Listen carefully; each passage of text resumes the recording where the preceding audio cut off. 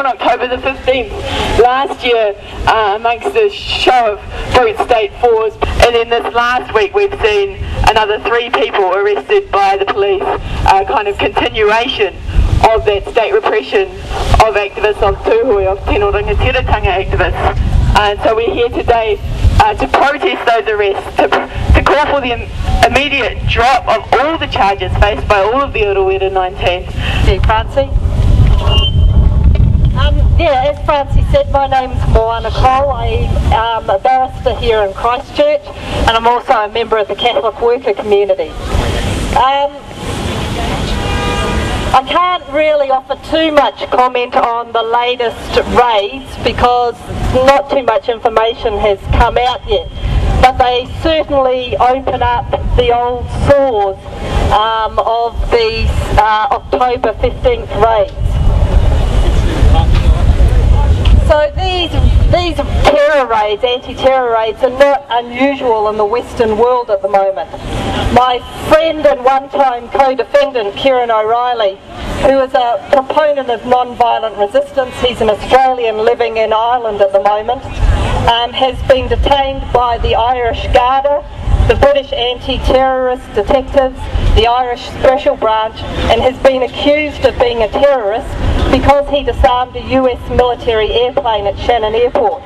And this was before the Gulf War, an action he and his co-defendants were actually acquitted on. And what this means for all of us is that all protest has become linked to criminality, and non-violent direct action is associated as being criminal. And this is the fate that we face here in New Zealand. The raids of the 16th of October targeted the Tuhoe movement for self-determination, the peace movement, the environmental movement, and animal rights activists. The Security Intelligence Service, the SIS spooks, and the counter-terrorist police inflate, spin and lie about activists and present them as the reasons for their budgets, careers and promotions. It's been disappointing that our politicians and even the legal fraternity, those who should uphold and protect civil rights of all citizens, get caught up in this inflation, spin and lies.